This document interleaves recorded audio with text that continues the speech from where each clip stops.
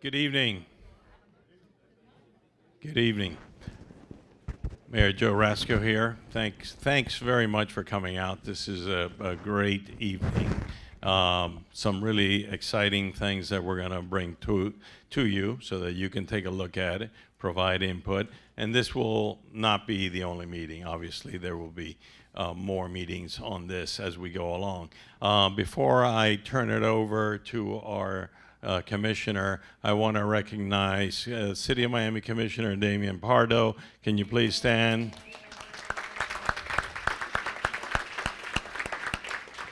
Damian has been a partner with us, and it's great to have him here. Thank you for coming. This is exciting. As you can see, we have a lot of stakeholders to take care of. The City of Miami is one of them, and so this is going to be very exciting. I also have my council folks here. Would you please stand and be recognized? Michael Bracken, Fernando, Nancy, Frank. Where are you, Frank? Okay. So with that, I want to turn this very exciting night over to Raquel. And this is the important thing of collaborating, okay?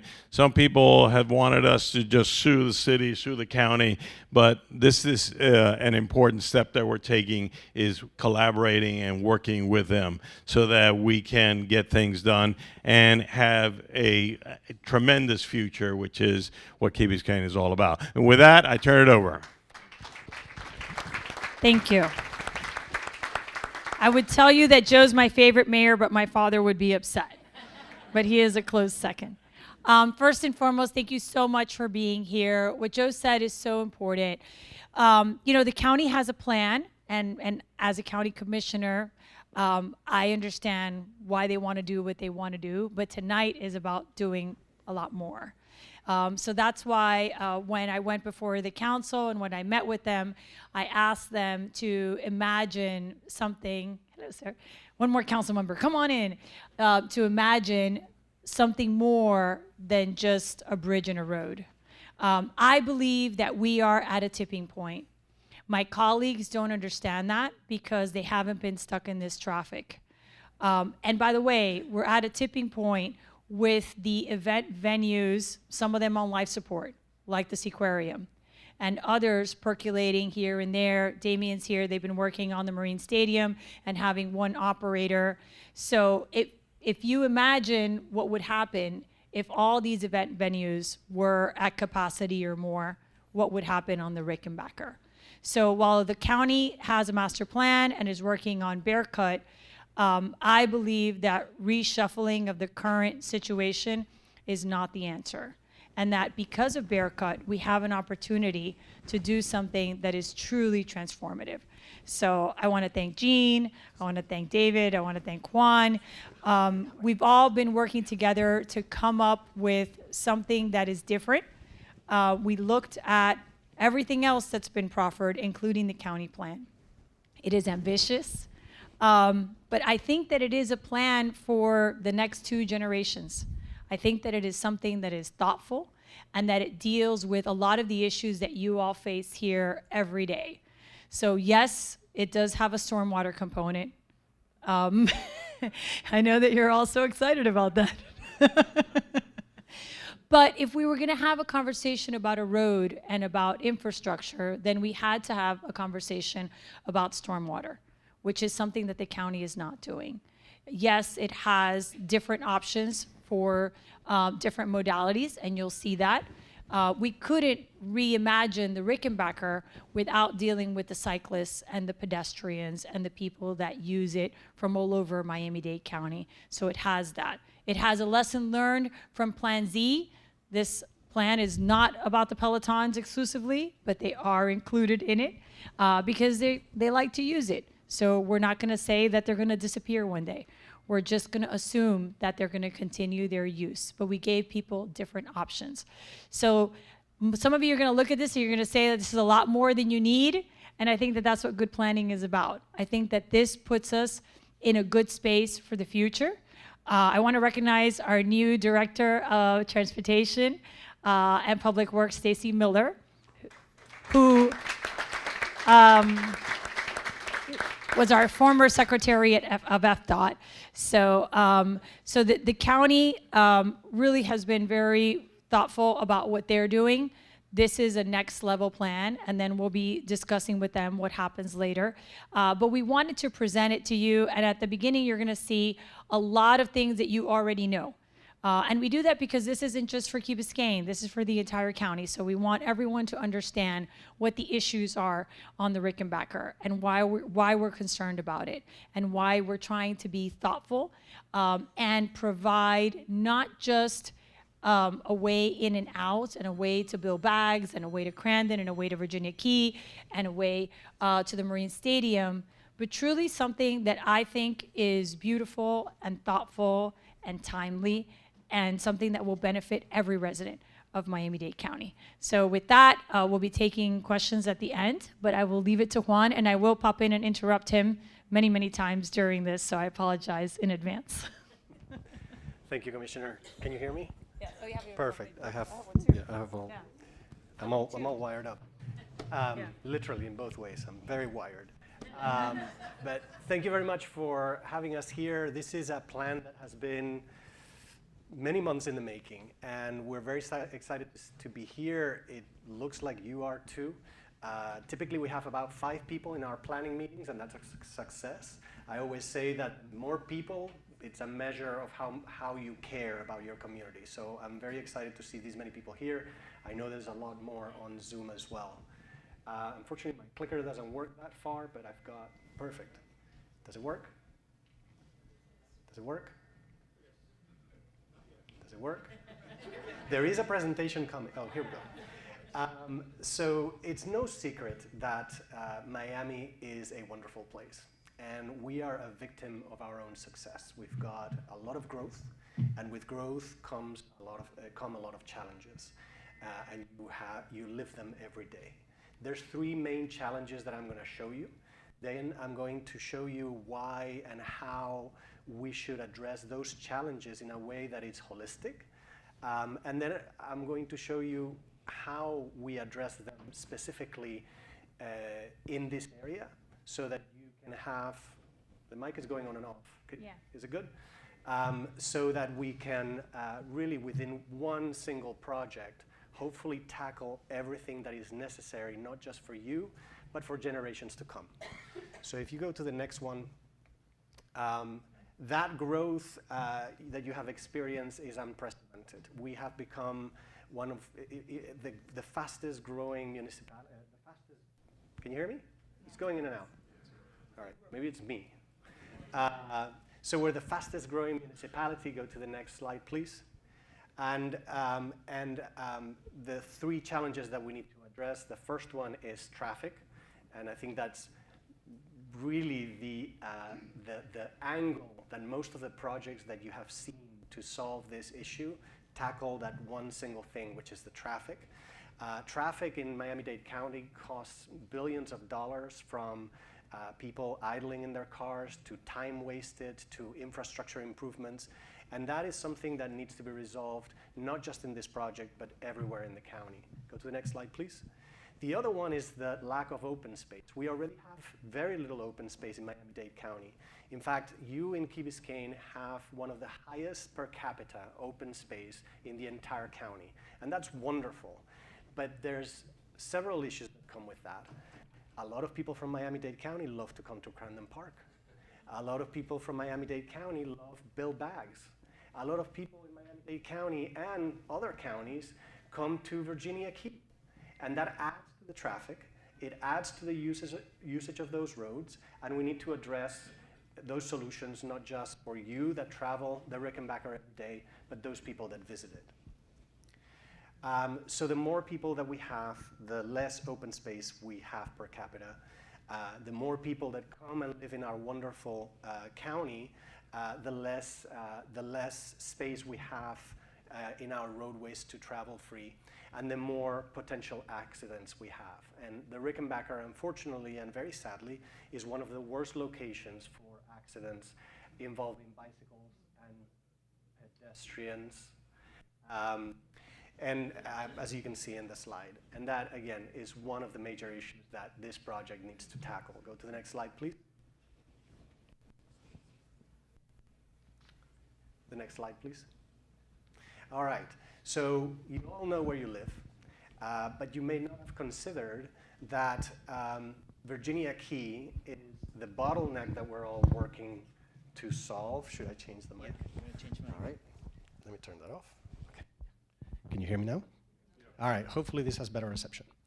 And the Virginia Key becomes that bottleneck that where really everything comes together. And it is one of those locations where we can tackle those three issues: open space, the traffic solutions, and also resiliency and creating a project that lasts beyond our lifetimes.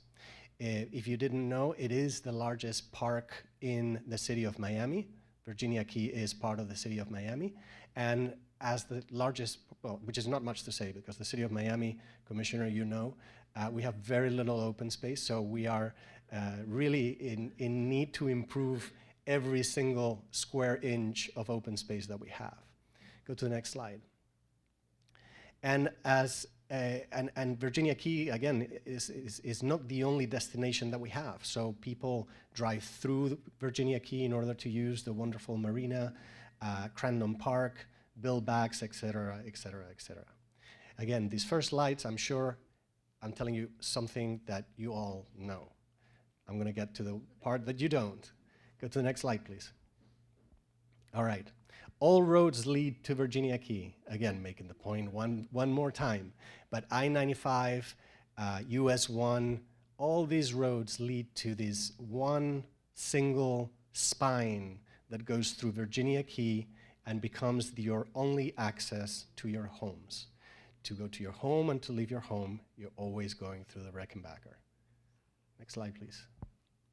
All right, so let's go into a little bit more detail of where that bottleneck is, and let's identify those issues. We have four intersections, two of which are signalized. I have two daughters going to Mast, and I can tell you that every time that light goes red, in order to let the students cross, you've got about half a mile within 2 minutes, right? Half mile of backup. So that Mast intersection is part of the issue. The Seaquarium, same thing, although right now, as the commissioner will tell you, it's on life support. There's nothing much going on there. But when potentially there will be events in the future, that can be a major point of another issue. And then we've got the crossing for the marina and the crossing for the stadium, which are not signalized. Go to the next slide. Let me show you a couple of details. So this is the Mast intersection, which has recently been improved. And that's great because, again, when my daughters tell me that they're going for tacos across the street from Mast, my heart skips a beat, right? It's not something that a parent wants to hear, that a daughter is crossing 9 or 10 lanes in order to get, go to the next slide, in order to get some food. There are 17, next slide please. There are 17 points of friction. Those are points where cars need to look out for either a pedestrian or a bike to ensure that their movement as a car, right, does not hit anything. Go to the next slide. In addition to that, the balance of space in that right-of-way is 128 to 10 feet. 10 feet for bicycles. We've got 2 lanes on the north and on the south, and 128 feet for cars. Go to the next slide. Let me show you the Marine Stadium. This is also an interesting one. Next slide, please. Yes, next slide. 17 points of friction, one more time. Go to the next slide. We have about 9 to 10 lanes that people would have to cross. And the last one, which I think is most important. Next slide. There's no crossing. So Miami-Dade County is entitled to charge you between $50 and $200 if you cross that intersection because there is no crosswalk, right? Does that surprise you? Have you crossed it? Okay. All right. I wouldn't admit it either. Go to the next slide. All right, so these intersections need improvement as well. That's the point. And they will need more improvement as we become more desirable and more people begin to come to these areas. Virginia Key has become one of the most desirable places to spend the weekend with your kids, especially if you live away from the beach. Go to the next slide.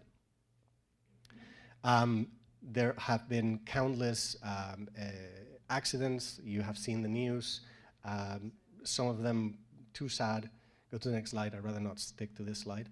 And that's partly, again, not just because it's a very desirable place, but because we have 40,000 cars going through the Key on any given day, right? On an average day, you've got 40,000 cars, and I will show you 28,000 of which go through the Key and they don't stop, right? So 28,000 cars move from the city of Miami directly to Key Biscayne or Camden Park, right? And 12,000 actually stay on the Key. So right there is a difference between those that use Virginia Key and those that actually pass through, right? So that amount of traffic that potentially creates friction could be actually separated. And so 28,000 of those cars, if potentially removed from the ground level where life happens, kids, like my kids, cross the street, that's 28,000 less potential accidents, right? All right, go to the next slide. And that's on any given day, 40,000 cars. Add to that, and if you've lived here for long enough, you know that on the weekends you get not just the people that go through the Key, you also get the boaters, right, with their trailers. You get more people going to the beach and actually stopping in the Key or going to Camden Park. You've got special events. I know that some of you probably don't leave the Key if you know that there's a special event happening in Virginia Key. I see a lot of people nodding, right? So that shouldn't have to happen, right? Just because there's a special event, it doesn't mean that you have to change your lives for it. And then obviously, not just special events, but road conditions, right? What happens on a summer afternoon in Miami? It rains, right? What happens when it rains? People go slower, or maybe not, but hopefully they go slower and they go more carefully, and therefore traffic patterns change and the behavior of drivers change. Go to the next slide. There is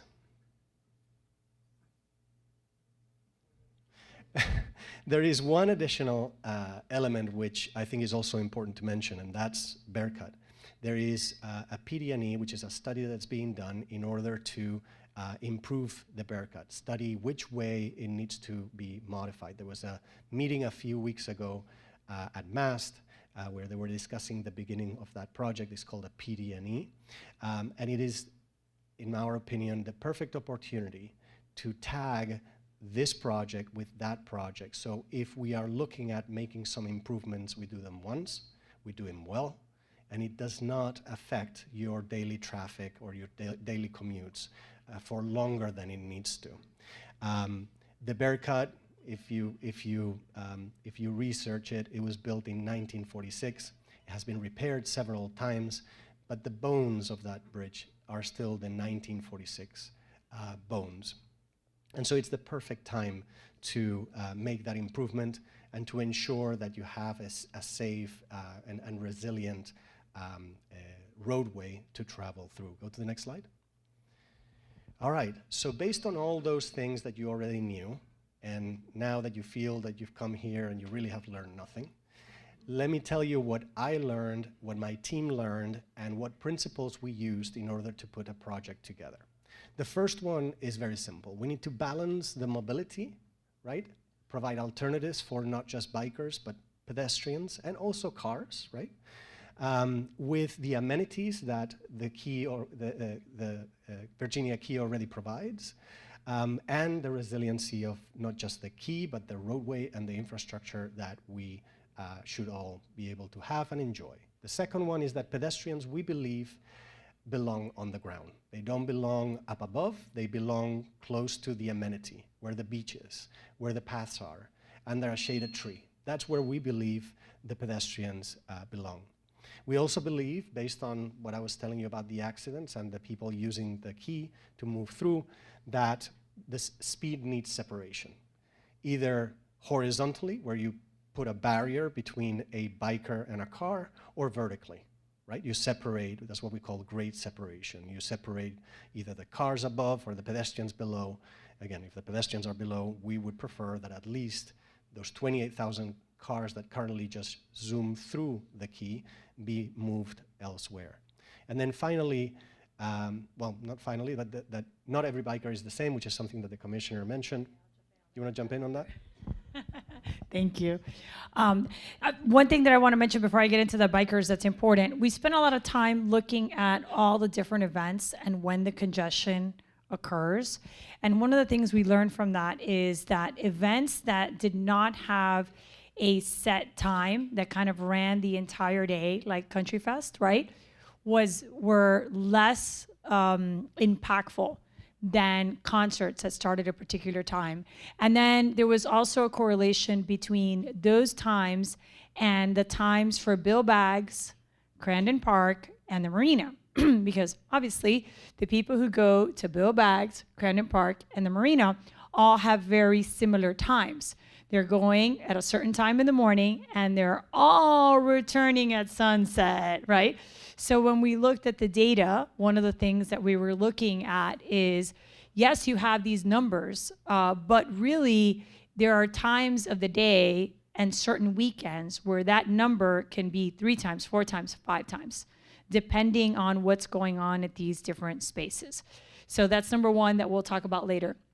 But regarding the bikers, you know, when we took a deep dive into the accidents, what happens, the pelotons, what we've learned over the last 5 years, we came up with several types of bikers. And we even added e-bikes to this, which I know has been like a contentious thing because right now we're dealing with it, but we have to assume that that modality is going to continue at some point and that you're going to have scooters and that you're going to have skateboards. So that's all embedded in this, right? Everything from the Peloton that wants to ride where the cars are to his daughter, you know, on her bike, to my trike, right? I have a trike, which I love. It's very efficient. You know, to someone who wants to go a little bit faster, right? So the idea was, could you create spaces where all of those different bikers at different speeds in different vehicles could move? The other thing was we really wanted to create a space just for pedestrians. If there's one thing that I have heard, not just from my residents in Key Biscayne, but from residents all over Miami-Dade County, is that, you know, they want, when possible, to have a pedestrian path that's just for pedestrians. We talk about this all the time when we do these projects. Sometimes we don't have the space and we have to do shared use, and that's fine. We do our best. But if you can, you try to separate and you try to give pedestrians their own lane. And the infrastructure piece is important. We just finished North Hobie. You know, I got blown up because everyone thought it was a tree massacre. It wasn't. The Australian pines are invasive. It was closed for 20 years. Not a tree massacre when they're invasive. But it's beautiful and it's being used, even though, you know, we had to use palm trees, which I'm not a fan of. But the county spent a lot of time and a lot of money on the seawall and repairing the bottom of that. There was a lot of damage. So one of the things that I think it's important for us to consider, and that's why I mentioned stormwater, you know, is the stormwater, the storm surge, the rain bombs that we're getting, right? And I don't think we build something in this area moving forward without considering that, because it's so dramatic. Especially in areas like this where the majority of the space is impervious. So we don't really think about it because we're used to it being a road, but there's nowhere for the water to go. So that's another thing that we spent a lot of time discussing. And obviously, like, we have a beach, but it's so sad, the beach that we have here right now. So we thought, you know, doesn't the city of Miami deserve a beach? Wouldn't it be great? And I say that because Crandon fills up every weekend by 2:30, 3 o'clock, and we turn people away. The same thing with Bill Baggs. We turn people away. And it's sad because people want to enjoy the beach. There aren't many free beaches. There aren't many beaches, you know, that people feel comfortable going to. So we didn't want to leave the beach behind, and you'll see that in the plan. Go to the next slide. So I'm just going to take a very quick thing to say that creating grade and speed separation is key. If you go to the next slide, I'll give it back to the commissioner. All right. So, in the next month and a half, I am bringing an item to the Board of County Commissioners, which connects the Underline to the Ludlam Trail and the Snapper Creek behind Dadeland. Yes, I'm very excited. It's been only 4 years in the making. The Underline, I think, is such an amazing project, and I'm so proud to have participated in it. I grew up in the area of the Underline, and I remember when South Dixie divided our neighborhoods.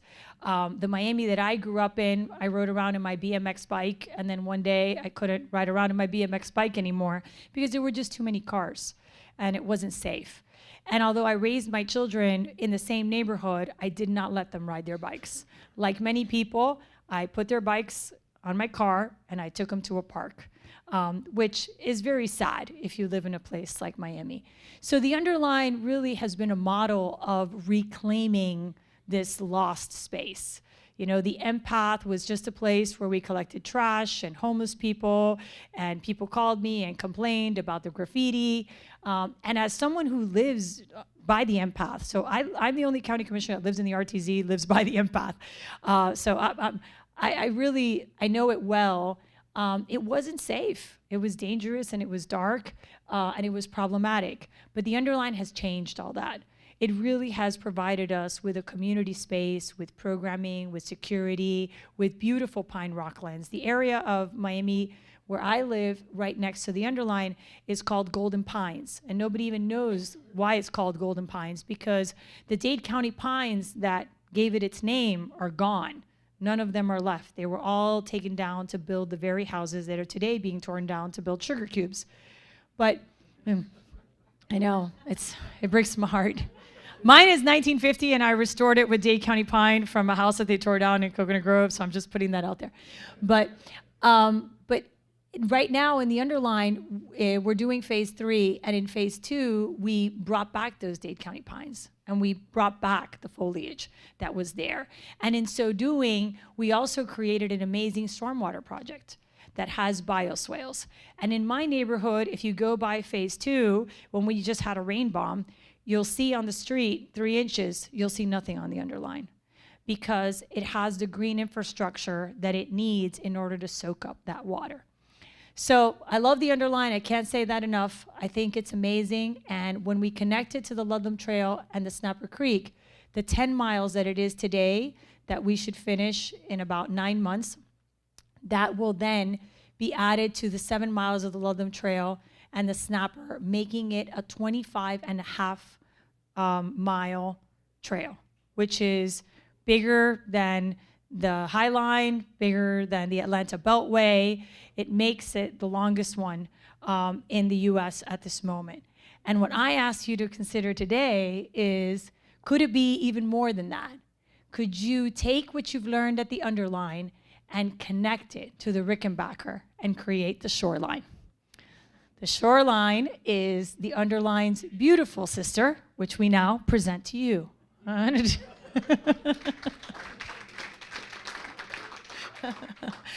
So the idea is that this is going to be so much more than a road.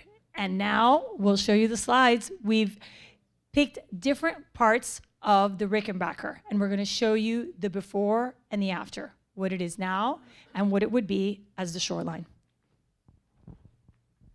All right, so this was the big reveal. So let me show you how this is done, and it's actually really simple. Go to the next slide. So the idea is to reclaim the land, and like the commissioner said, it's been done before. So how would we do this? We would take a lot of the asphalt that currently is impervious and adds to the problems that we have in the Rickenbacker, and then we would push it back on a viaduct, and we would tuck that on top of the local roads. Go to the next slide. So what that does, it basically makes the roadway and the traffic be on top of each other, and that frees up a lot of the potential space that could be used not just for cars and parking, but also to create a beautiful multimodal path, which you see there in blue, and add to the beach without having to add more sand. So all the images that I'm going to show you, you will see the befores and afters, and the coastline we haven't actually touched. And I believe the Google Earth photographs are from just after a storm, so it's actually pretty terrible. But you'll see how wonderful those spaces could actually become. So what I'm showing you here is the viaduct on top. That's where those 28,000 cars daily would move, right, freely.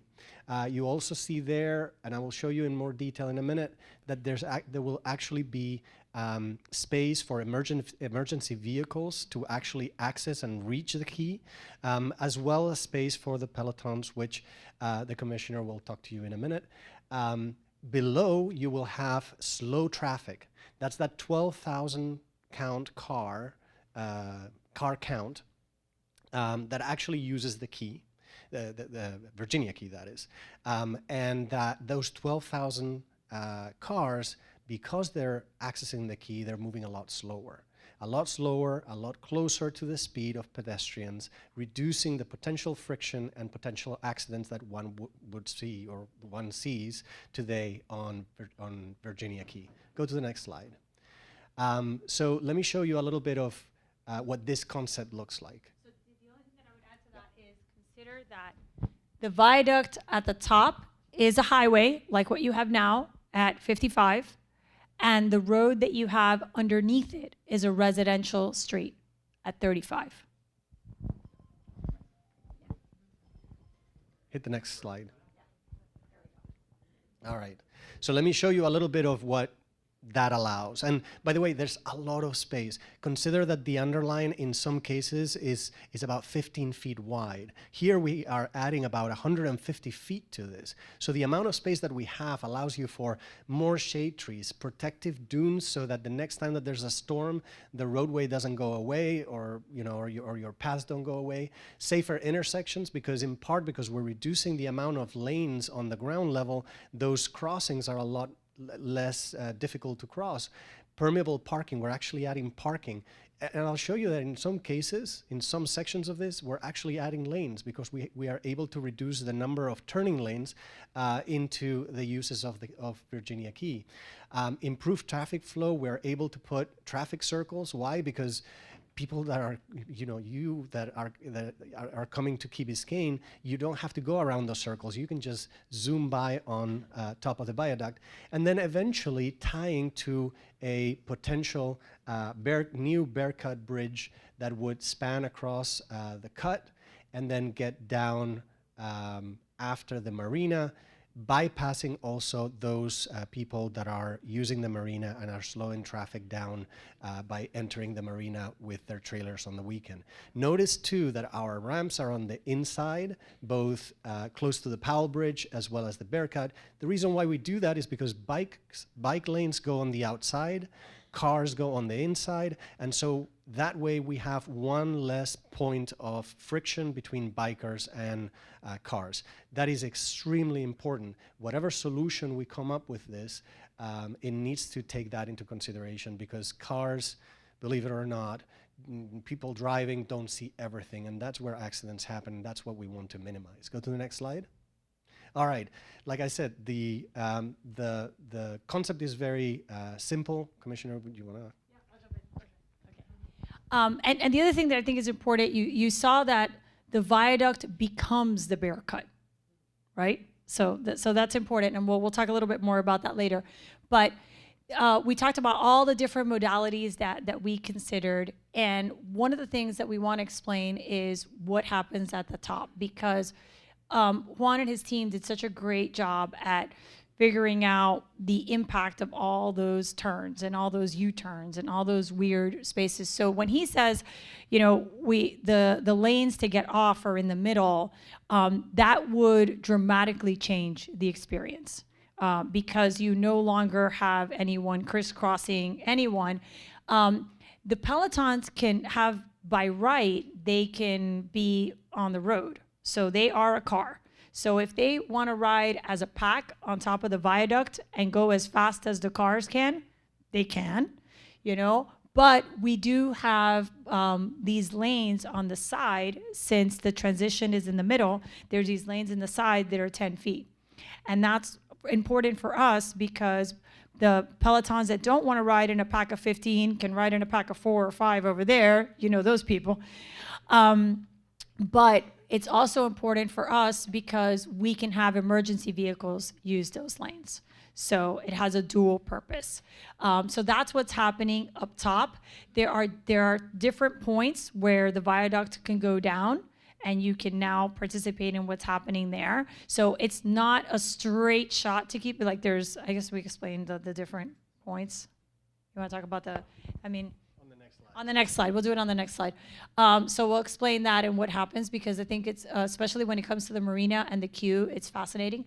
But on the residential street that we create at the bottom, we also, as Juan said, we're reclaiming so much space that we're going to have areas for people to congregate and do different things.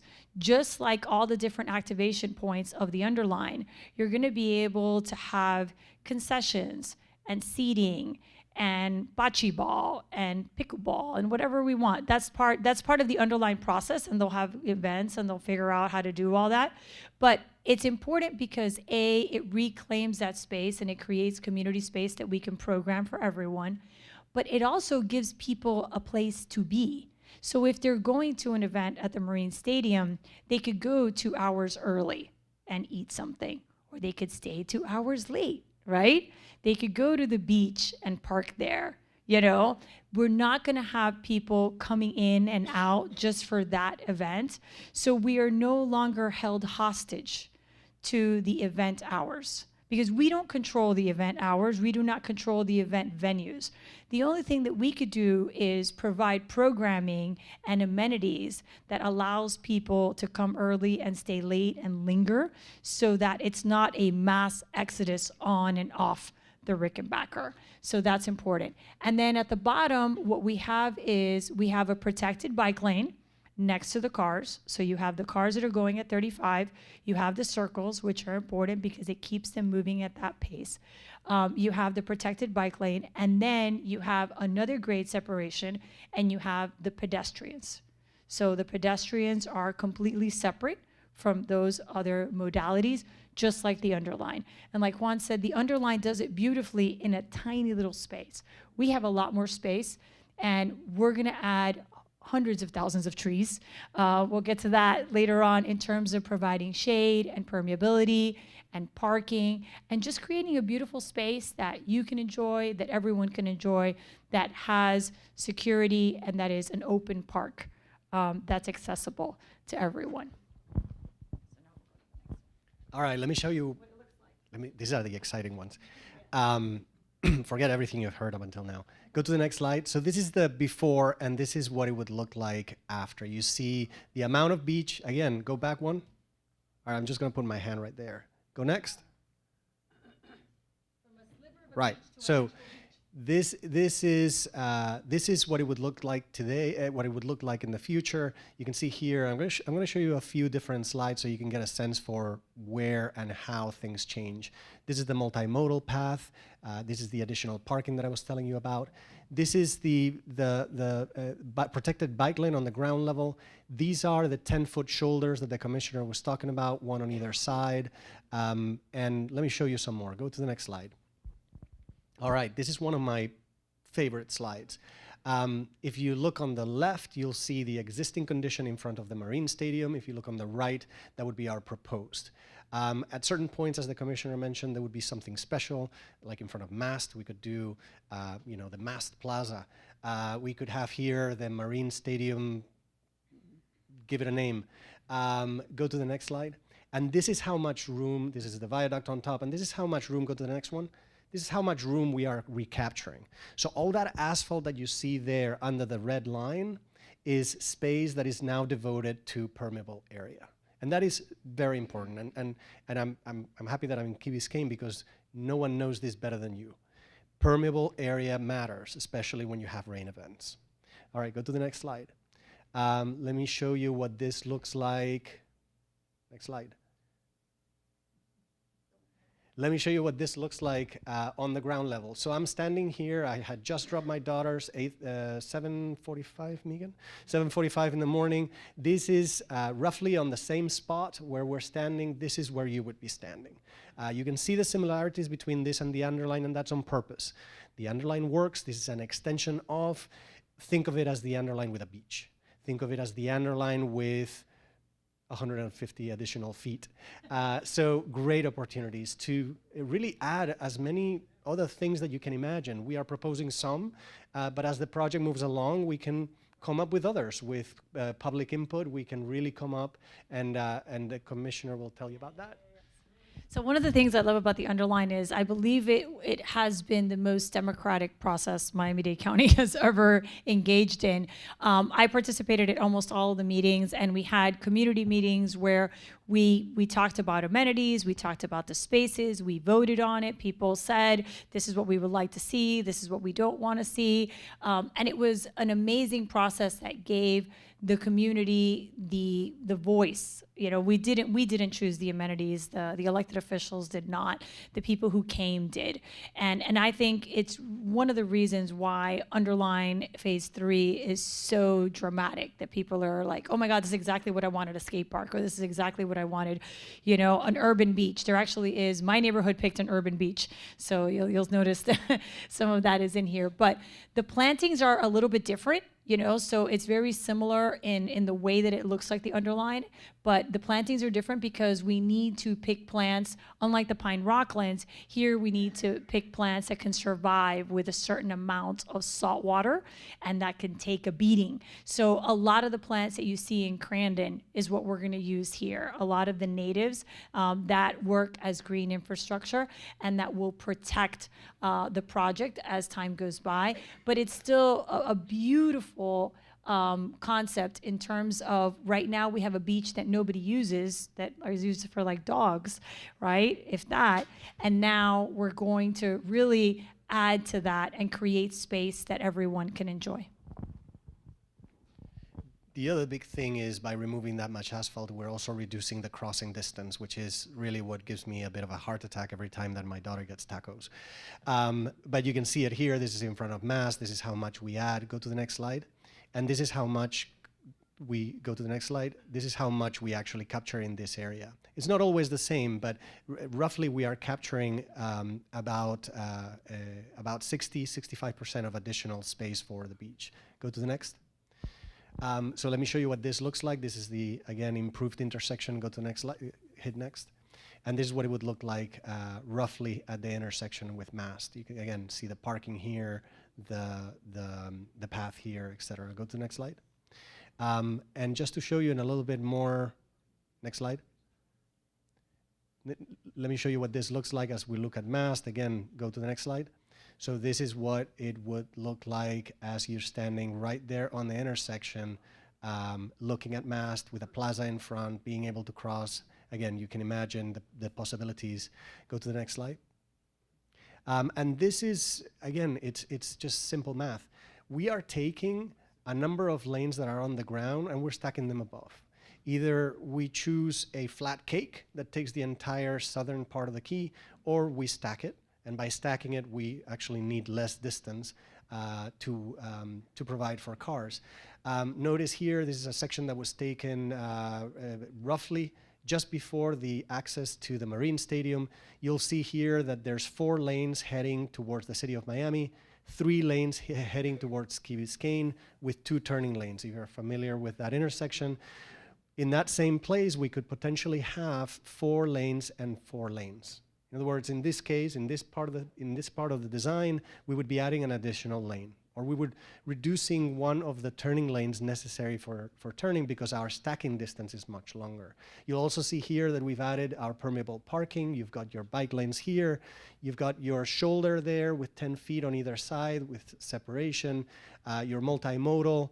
And again, so much room, up to 150 feet in some cases. We can add dunes, we can add native planting, we can add additional paths, and we have plenty of additional room for whatever we can imagine. Go to the next slide. So stormwater really doesn't become an issue anymore. We solve it in 2 ways. One, we add permeable area, and 2, we remove the amount of asphalt that is actually on the ground because we're stacking it on top of each other, right? So the amount of rain that hits the ground actually doubles up because we remove the amount of, a huge amount of asphalt. Case in point, this would be roughly just before you are in front of the Marine Stadium, hit next, and you'll see where you're at. Actually, the highway disappears, right? If you squint, it actually goes away. And that's really the point of this. This is not a roadway project. This is reimagining that roadway project so that we're actually improving the open space and the resiliency for us and for our children. Go to the next slide. All right, let me show you another one because people always tell me, oh, you always show the pretty pictures. So let me show you what it looks like if you're standing closer to the bike lane that goes to Miami. Hit next. This is what the parking would look like. And we're actually adding between 150 and 200 spaces. And I know it's not enough. It'll never be enough. We can probably find some more parking once we redefine or we refine our design, but there'll never be enough parking because this is desirable today. It'll be desirable tomorrow. Think of Crandon when there's just never enough. But we're adding as much as we can without sacrificing amenities and without sacrificing mobility or safety. Go to the next slide. All right. So all in all, what this project does, it creates a safe environment. That's top priority, a safe environment. For whoever's using it, a safe environment. But it improves mobility, and ultimately, it creates a resilient place that lives to the name of Miami, a place that we want to live in. It's a place that currently, my opinion, is not what Virginia Key is today. And with that, I'm going to leave it to you. Thank you. Thank you, Juan. And Juan has been so amazing. The team has been great. Thank you. We spent a lot of time trying to give you certain segments so that you can see it. Now, as you know, underline phase 2 is very small, but we're building phase 3. So I invite you to go and look at phase 2 and kind of drive down South Dixie and see as we build phase 3 and try to imagine this with me. I know that this is a very ambitious project, but I don't think that we should just reshuffle the road. I think that we're going to keep running into the same problem. I think we need to reimagine it. And I think we need to create a space for people, a space for all of us to enjoy. The reason that Bill Baggs and Crandon are so popular is because people don't have a place to go.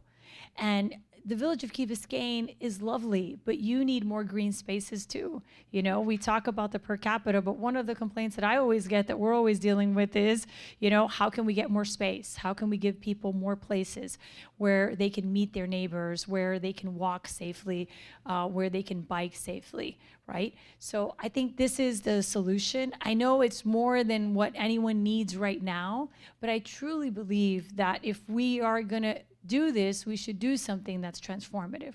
We should do something that is multi-generational. We should do something that is beautiful and resilient. And that's what we presented to you today. So we're reaching out to all of our partners. It's a very long process. We do want to catch up to the Bear Cut because I feel that if the county makes a decision on the Bear Cut before we catch up on this, then it's a fait accompli. And then we're just reshuffling what we have at the Rickenbacker. And I think that we could do so much better than that, So I ask you to consider something more than what you actually need. These projects take a very long time, but we're reaching out to all of our partners. We're going to be having lots of meetings and workshops to work through this. We do have some estimates as to what it will cost. We do have, the underline is on board. With the underline comes a series of other things, like you saw the viaduct. One of the things that I did at the county is I allowed the underline to put art on the columns. So that is something that could be ported here. There's a lot of different things that will be happening at the underline that could be ported here, and that'll be part of the conversation. This is based on, the FDOT design numbers. But what I want you to see, the next one is on the numbers, but what I want you to see is the timeline as we try to catch up to the bear cut. So that's really what we're trying to do. And I'll be working with the village on that and the rest of our stakeholders to see how we do that.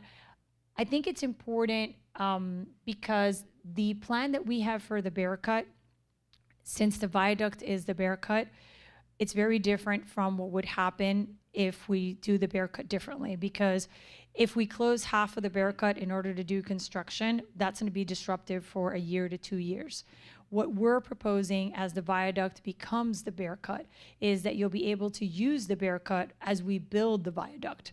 And then we retire the bear cut when the viaduct is built. I believe that is the best path forward, but we'll get to all of that when we get to all of that. But that's why we have to catch up with everyone, right? And then we decide what we do with the existing Bear Cut Bridge. I have to say, in my role as a county commissioner, we are still in the P&E process, and we have not decided. We're still looking for input as to what we do with Bear Cut Bridge. All right, I said my little disclaimer. Next slide. So I want to thank Placervia. I want to thank everyone that worked on this. I want to thank the village for their patience. I met with all of you. Thank you for your questions. We are going to be having a workshop with the elected officials, which we'll invite everyone to, so that we can drill down more on this. But this is the shoreline, and I hope you love it as much as I do.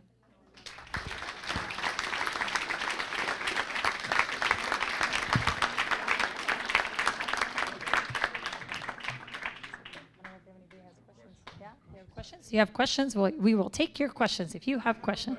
Sure. I drive every day 836 at the airport, and it's been going on for Let's do the questions on the mic so that people online can hear it. I can speak loud enough.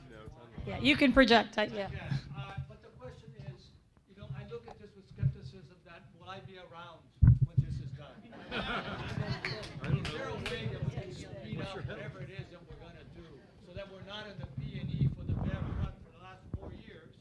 Yes. That's my question. Thank you. So at the county, we joke that our road construction lasts longer than most relationships in Miami-Dade County. Not wrong. Not wrong. But yes, I mean, one of the reasons that we kind of took an unorthodox, approach to this by getting out ahead of all these things is because I want it to go faster. So I think that we can do it. I think that we're at a point where the county is really trying to streamline things. I can tell you that I have made it like my job the last 5 years to get things done here in Key Biscayne. We've really worked on a lot of things. We really have. And the administration has been supportive. I mean, there's a lot of pushing. I mean, we did the intersection at Mast that we redid was the fastest intersection of that size that Miami-Dade County has ever done. It was done in less than 7 months. And that's just because I spent 7 months complaining to the school district about it, and then we finally decided to go on ahead without them. But we're committed to that. And obviously, you do these projects, you want to finish them, right? You want to get them started. I can tell you that the underline has been done on time, on budget. I mean, it was painful at moments, but we've gotten it done. And that's why I want to take that team and those folks that have done that and port them here to do more of that, because they've figured it out. And I think that that's important because it is very ambitious, but we have no reason to be reinventing the wheel. We have something that's beautiful on the other side. Why not just add sand to it on this end? So yes. All right. Thank you. I want to say I was very nervous when this meeting was getting canceled and canceled and canceled, but it was worth the wait. Thank you for that. I was at the Bear Cut meeting, and this will lead to a question, but I recall a number of like $100 million, which is, of course, sticker shock. And then I thought I recalled that they said, oh, but the bond and the tolls and everything else over some incredible amount of years will get to that. And I have two parts of this. One is, how would this fit into that, and how many more hundreds of millions would this be? And the other thing I do say to those of us who could think I might not be around when it's finished, there's a lot of things we should be doing that we might not be around for that need to get finished. So I say let's get on with that because it's going to be good for everybody else behind us. And thank you all for your efforts. Thank you. And I do apologize for canceling. My life is a little complicated and it was really hard to get all of this done. We really wanted to give you more than just renderings. And the team was so wonderful. Like I've been taking up to apologize to his wife all the time. And the engineers have been, HER has been amazing. We've really wanted to provide something that had some meat in it so that you could see it. So that's why we kept postponing because it was just a matter of time. And I also wanted to present it to the electeds and our administration. There's a lot of people then get offended when I have a meeting and do like a big reveal. But in terms of the bear cut, the bear cut runs separate and apart from this. What I have been working on that is what I'll be talking to the stakeholders about and what we'll be looking at in the workshops is I think that it's like a lasagna, right? Like I'm not expecting everyone to like pay for this entire thing, but obviously we have to have a conversation about the tolls. Obviously we have to have a conversation with the city of Miami, about their contribution with the different stakeholders that are going to be benefiting from this infrastructure. We're going to be activating the area and there's the possibility to capture a piece of that activation. Right? So there's different vehicles that we can use from the county side in order to capture whatever economic activity is happening there so that can also be part of it. But obviously the bulk of it has to be bonded out, right? And then we have to take the projections and figure out how we pay for all of it. The underline does have its own tools, in terms of like maintenance and what will happen, because the other thing is I want it to be open 24/7. I want it to have security. I want it to have lighting. I want it to be maintained. I love the county, but I don't want the county to maintain it. I'm not up for that. I want someone else to maintain it and program it and have activities. And the underline has gotten money from the state, so we're reaching out to our state partners for this project too. And I believe that we'll be able to get some stormwater money too. I think the first award that this is going to get is stormwater because we're doing what everyone says you should do and no one is doing. Right? We're eliminating concrete and we're adding green infrastructure, right? I mean, that's what everybody says that we're supposed to be doing. No one is doing that. So, I see David Martin here. So I want to give him a shout out and thank you for being so patient and so kind. We've hijacked David for part of this, and he really has been delightful. He heard all of you complaining while he was working on something here, so he was like, we have to fix the Rickenbacker. Welcome to my life. We'll figure that out as we go through it. But we're looking at all vehicles. So, for example, there's a TIF. There's different things that we can do. So we're kind of walking through all of that to figure out the different pieces. But we need to do more design on this. We just pick certain pieces of it. We need to, from an engineering perspective, from a design perspective, look at the entire piece of it. To figure out the infrastructure that's there, what we have to move, what it's actually going to cost. So what we have right now is an idea, but our team does need to do more work in order to get it to the point where we can give you a number and say, this is exactly what we're doing. The other thing is the land that we are reclaiming is not park land. It is property that actually belongs to Transit and Public Works. So the use of that land is a little bit different. So in terms of like the concessions and different things that we can do, it's a little bit different, right? So it's not park, so it doesn't have to close at 6, right? It has like other things that can be done there. And those are one of the things that we'll be working with staff on. So, yes. Okay, what we got over here, we got over there. We'll go over. I'd just like to know, above whatever you presented, the shoreline, how high is the roadway that carries cars from the ground? 25 feet? Thanks for the question. I just wanted to take the opportunity also to let you know that our engineers are here, that I just draw the pretty picture, so I'll ask the It all engineer looks very nice, but I want to to know how high yeah up. to give you the technical. So we've got HDR here. Hi. So it will be a typical second level bridge, 16.5 feet clearance plus 10 feet of the beams. So you're looking at about 26.5, 25 feet up off the ground. The finished surface of the road. The roadway.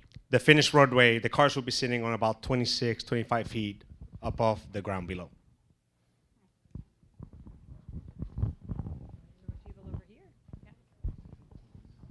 Hi. Look, I think this was a great presentation, very professional, proactive, strategic, excellent. And so I really, I think on behalf of everybody, would commend you for that. But I wonder, it's going to take a long time. Good things take a long time. But we have a problem now. And so I wondered and I don't want to create another job for everybody, but I wondered how much you've thought about integrating software solutions to help manage traffic flow and integrated, coordinated planning between the city and the county for all the events that take place. So some combination, I think, of talking with experts on software that didn't exist 20 years ago but exists today. Surge pricing, you have a great advantage, I think, in this region because you have one way in and one way out.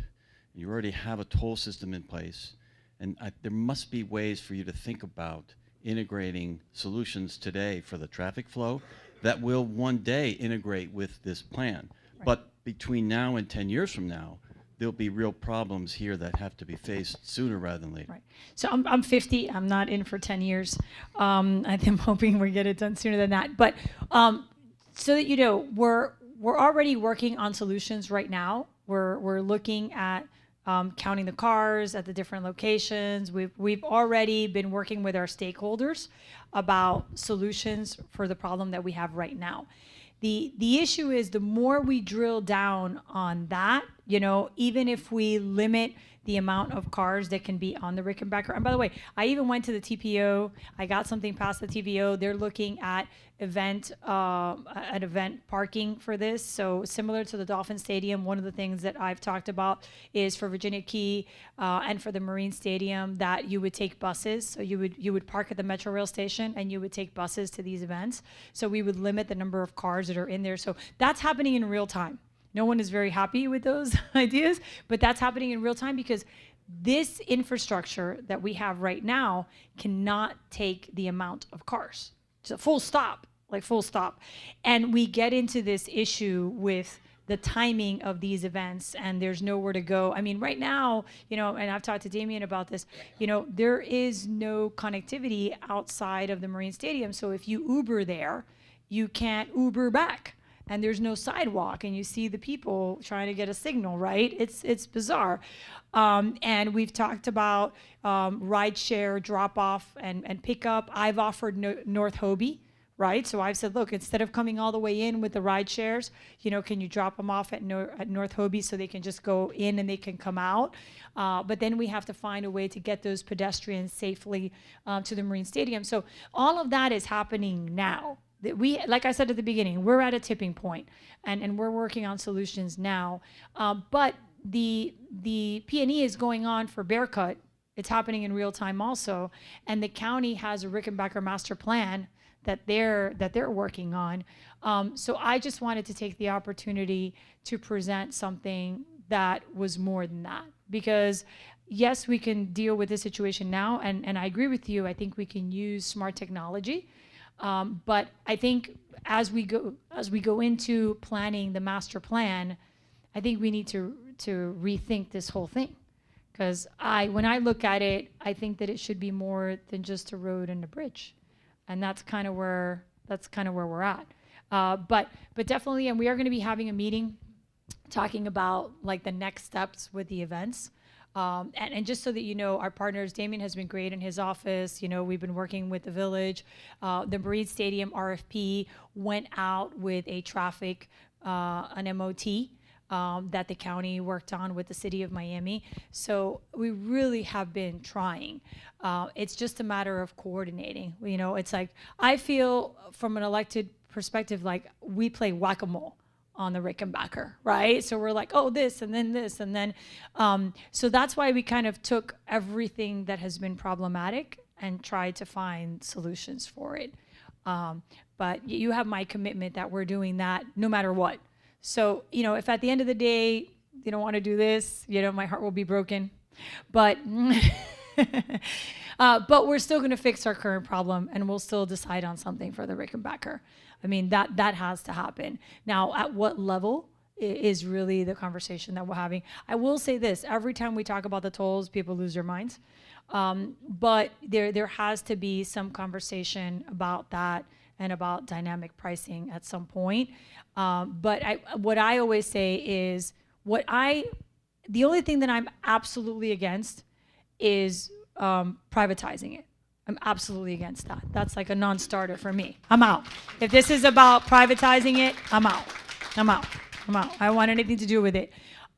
With the tolls, as long as we're thoughtful about the impact that it has on seniors and on the people who are coming from all over the county to use a state asset and to use Crandon, I'm happy to have that conversation. I don't want this to be something, this is about access. I don't want to create a vehicle that denies people access. So those are my only two non-negotiables. But other than that, I'm open to whatever people want to do. I really do just want to solve the problem, and I am very committed to the stormwater issue because I feel that we have to do that. Because what's the point of spending all this money if this thing is going to be flooded, and it's going to be a disaster, right? That we can't use it. That's not.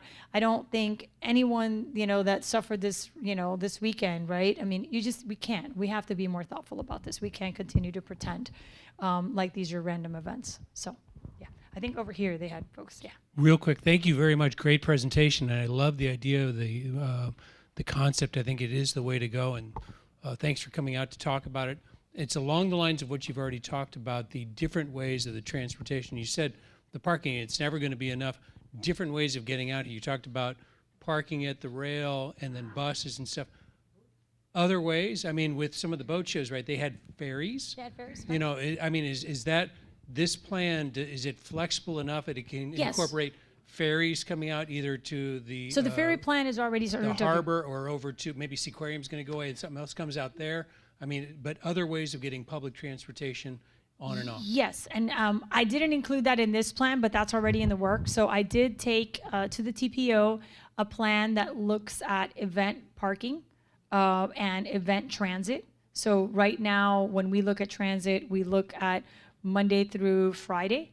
So the plan that I took to them and what they're analyzing for us is Thursday, Friday, Saturday, Sunday for events in areas where we have these events. So they're going to come up with a transit plan for events, which I think is important, and it's also seasonal, right? So I think that's important, and that doesn't necessarily have to be the county. That could be like privatized, right? So we can put out an RFP and someone can do that. For example, I met with folks in Miami Beach, and they just want like a fixed rate. They don't care what that fixed rate is, but they just want to be able to get to Basel and get out of Basel, right? So that's what we were working on that end, and that does include Key Biscayne. The county actually did a great study on ferries. We did have Poseidon, and the Poseidon ferry was doing very well until the pandemic. It was a private company that did it. It didn't come all the way down here, but it was the model. The county did another study that starts at Hollover, and it actually came before the Board of County Commissioners, and I added stops to it. So now we're going back and we're adding spots, and my request was that it come all the way down to the marina. So it starts at the Hollover Marina. I wanted to come all the way down to stop at the Marine Stadium and to stop at Crandon. So I don't think there's such a thing as too much transit. In fact, the more, the better.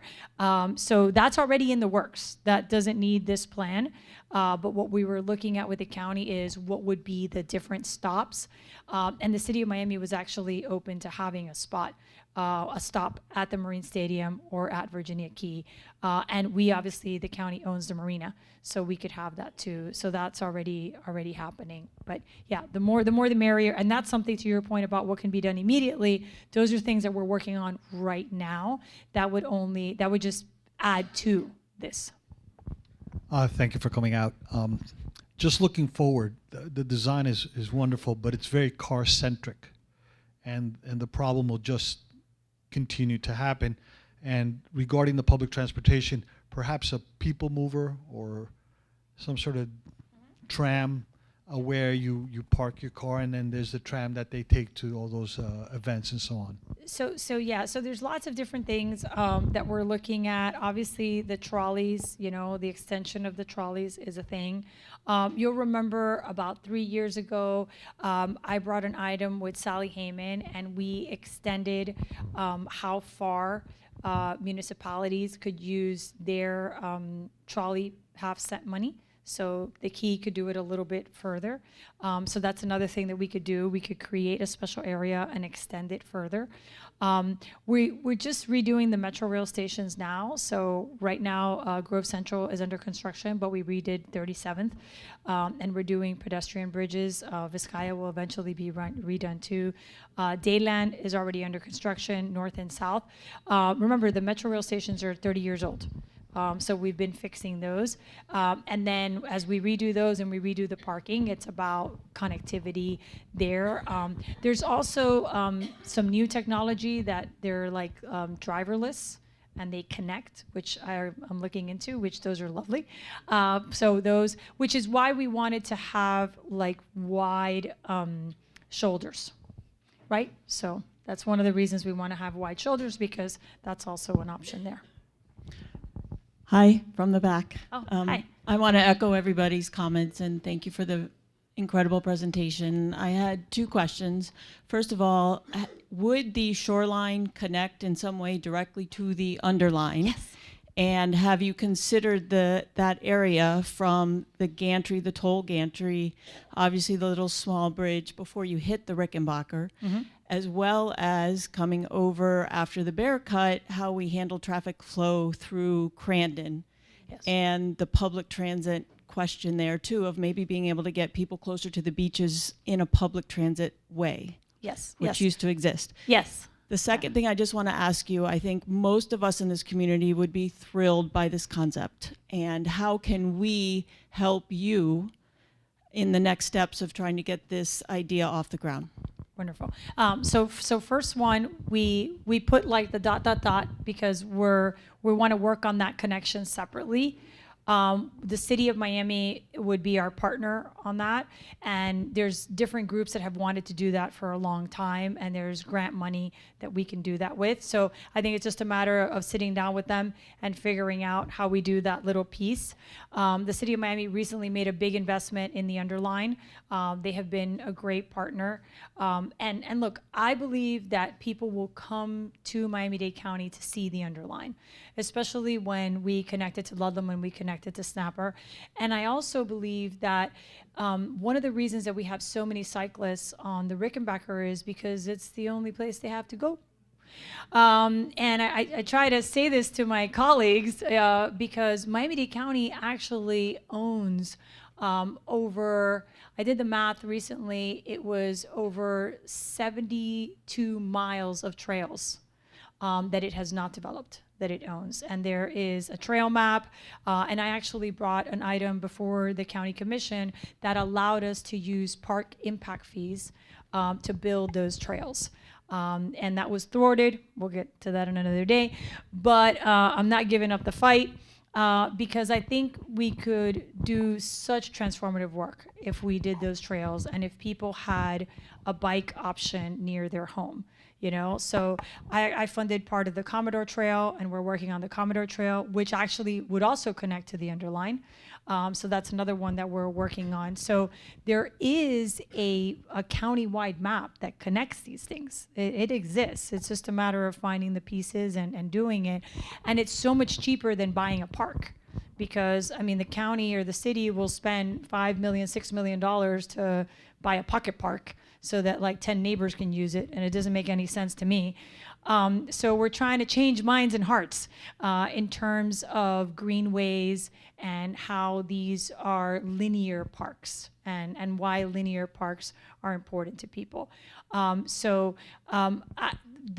connector is super important, and I think it can be done with our partners. I think we're getting more politicians to appreciate pedestrian and cycling. I think that there's more people now that are talking about it.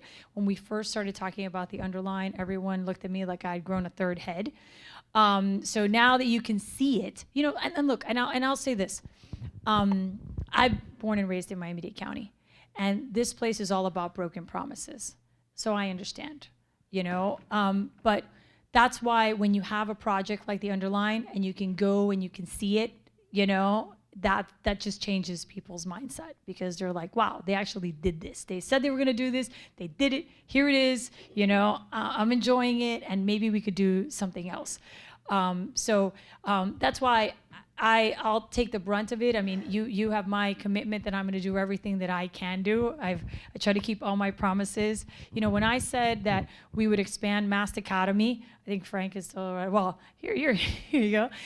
When I first knocked on doors in Key Biscayne in 2009, everyone said, we deserve a high school. The school board sucks. I can't believe you guys make us go to Coral Gables Senior High. I am a Gables graduate. I was a little hurt at first, but I soon realized that it was nothing against my Cavaliers personally. It was just that people didn't want to get off the island. It wasn't easy. I was called a million different things at the school board. I was accused of all sorts of things. But hey, until they call you a communist in this country, in this county, you haven't done anything. So yeah, I'm like, I take it with a They don't call you that, So, but here it is. Here's Mast Academy, right? We did it. And I was told that it couldn't be done. We did it. And yes, we're still fixing it. It's not perfect. I don't agree with a lot of things that are going on there. I'm not on school board anymore. But we built it, and it's beautiful, and it works. And part of this plan is to make it the campus that I always wanted it to be.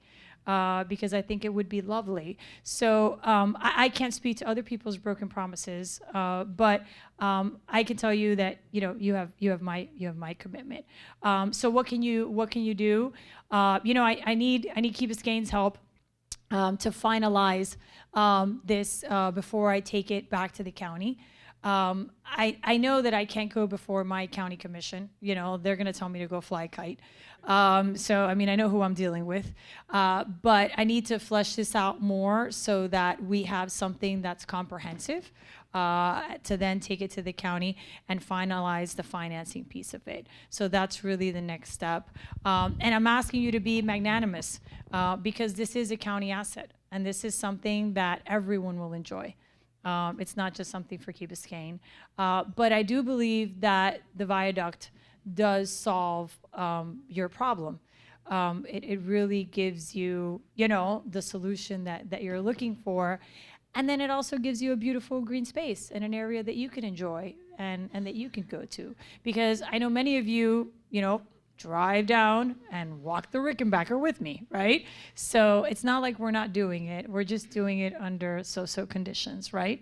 They're a little unsafe and they're a little ugly. And I think that this is something that would be lovely. So, right now we got to sell the shoreline and get people excited. And I think people will be excited. I think this is something that people can get behind.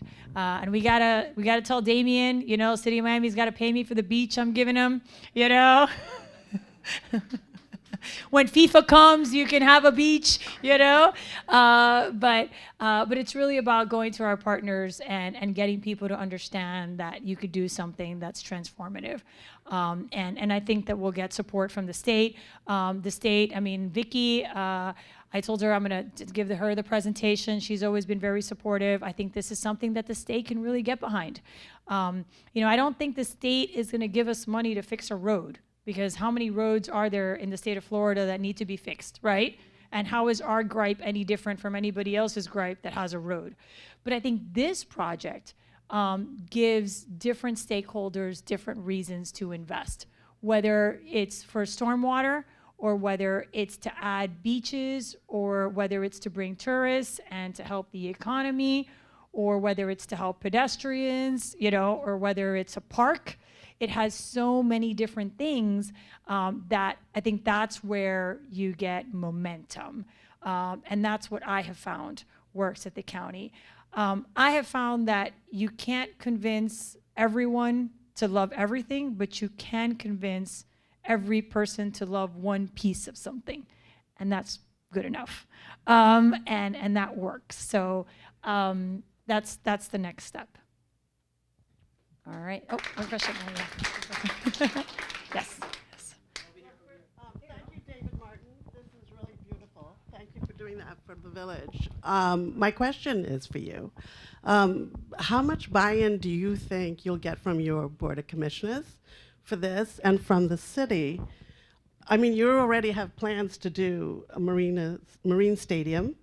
There's talks about doing hotels. This is quite a vision. It's beautiful. I think we owe a thanks to Mr. Stearns for the idea of having a second level. I think it is a beautiful, transformative plan. But I have to wonder, how many years is this going to take?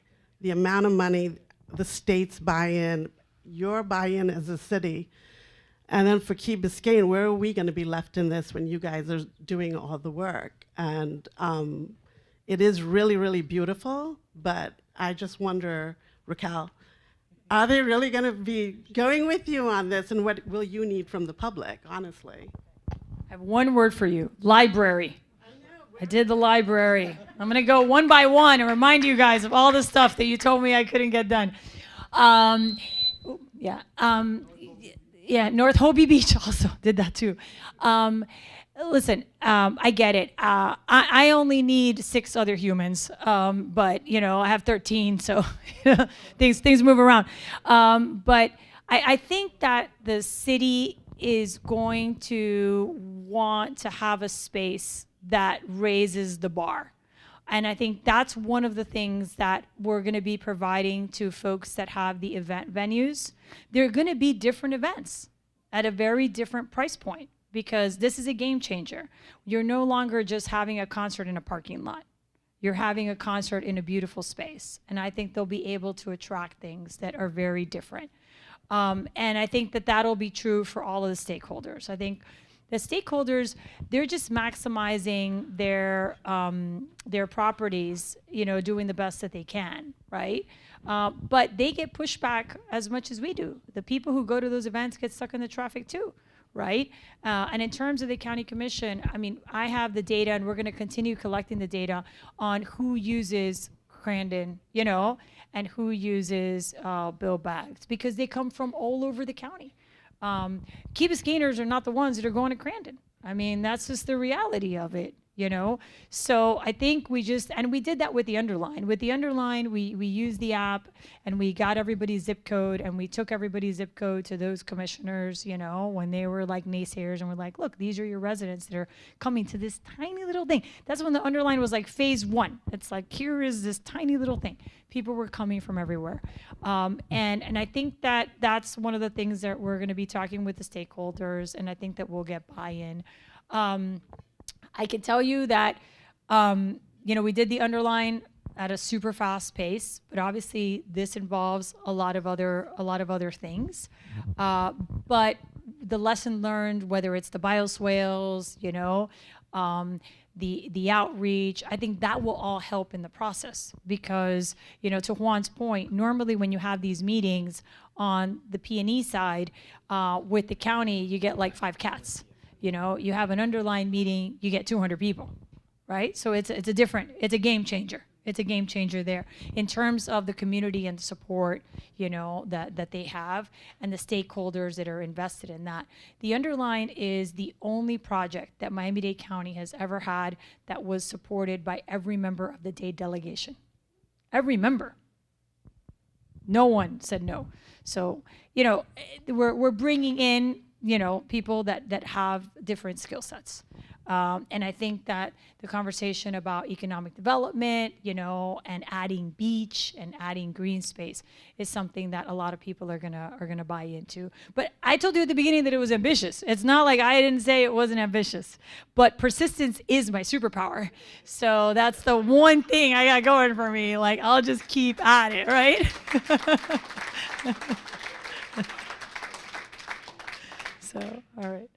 All right. Any other? Yes. Yeah, right over here. Yeah. Oh. Okay, go for it. Where are we going? Is it? Thank you, Commissioner. Thank you, and thank you for the presentation. It's excellent. So, we said there's 40,000 cars that come in on a daily basis on average. There's 12,000 cars that stop at Virginia Key. There's 28,000 cars that continue on to Key Biscayne. So can we change the focus of the conversation and focus on the 28,000 cars that come into Key Biscayne? This is beautiful. I hope it happens. But let's talk about the viaduct. Can we have some discussion about the viaduct, which is the most impactful to the residents of Key Biscayne? Sure. What do you want to know about the viaduct? We presented it, Fausto. What is the cost?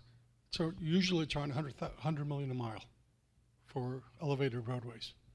Second, where does it stop? Where does it land? Where does it start and where does it land? Third, it appears that you're still going to have the trailers with the going to the marina on the viaduct. I don't know if that's correct or not. No. So I'd like to have a sort of more detailed discussion on the viaduct, which I think is very important for everybody sitting here. Sure.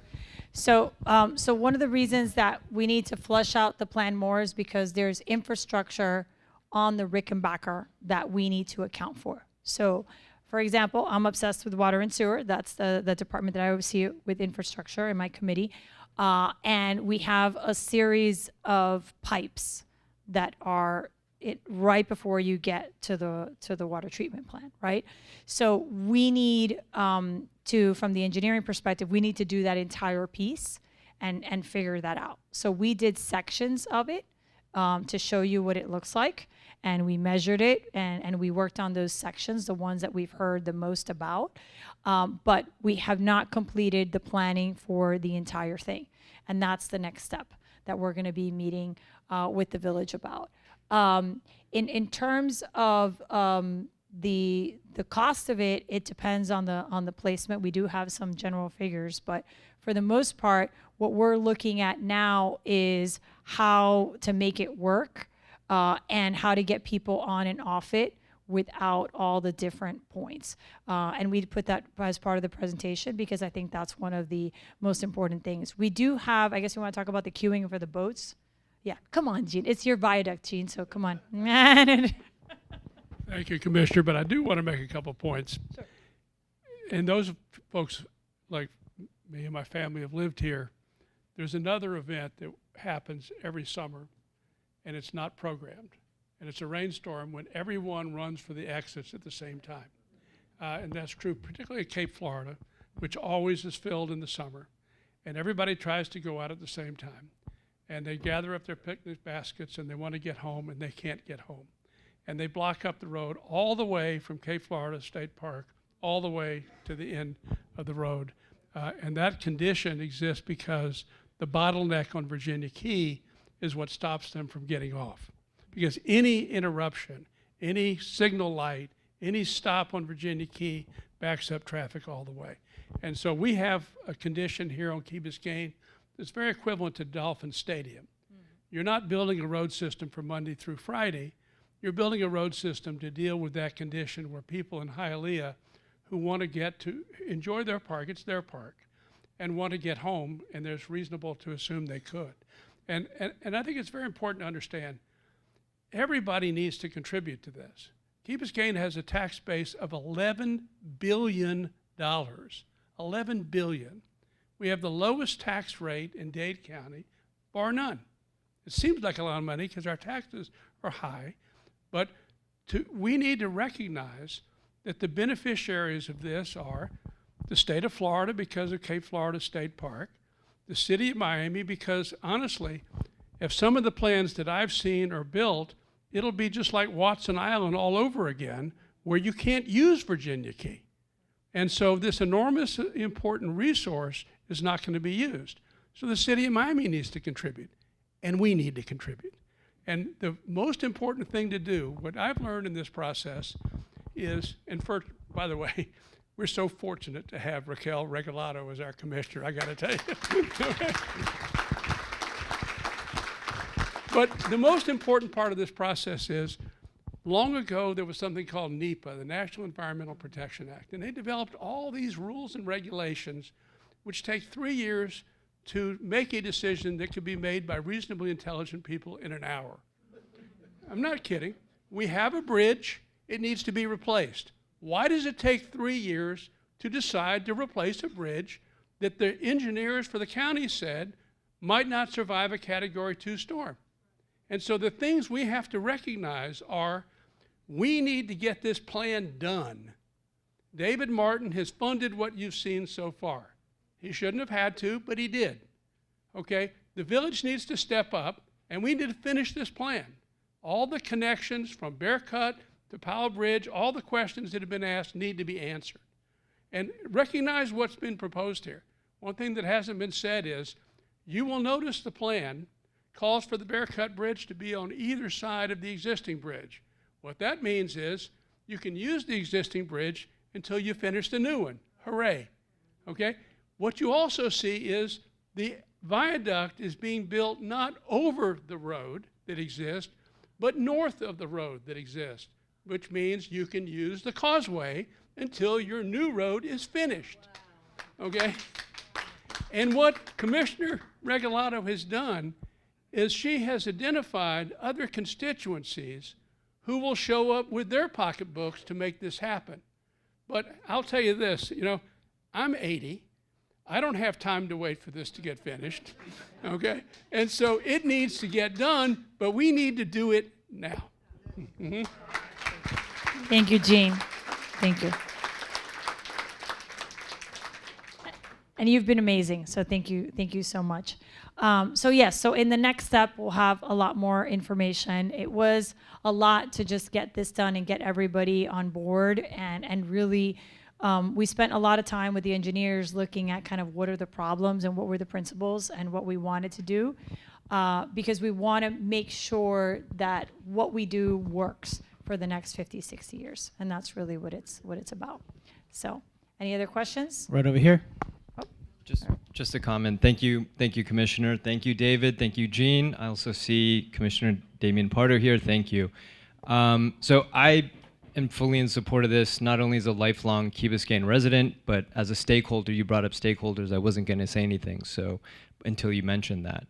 So currently, as some of you know, I see a lot of friends and neighbors in here. I occupy about 18 acres of City of Miami land pursuant to a lease with the City of Miami in Commissioner Pardo's district. So my support of this is twofold. In my capacity as a City of Miami stakeholder, I see this as a boon for that entire commercial, for all the commercial parcels on the north side of the causeway along the Marine Stadium Basin, and I see this as a boon to us. I think this is probably one of the most singularly important opportunities to come across, at least in my lifetime as a 45-year Key Biscayne resident. So thank you all. Thank you. All right, and with that, Mr. Mayor, you're good? All right, well, we're gonna take your electeds on a field trip. We're gonna take them to the Underline, and then we're gonna have a workshop, so we'll be sending the dates for that. We will be having a meeting soon about what we're currently doing on the Rickenbacker, so stay tuned for that. We're just finalizing some stuff, but we're working on that, and we'll be talking about this a lot more. And you have my commitment that I understand the sense of urgency, and that I hope to have your support. So thank you.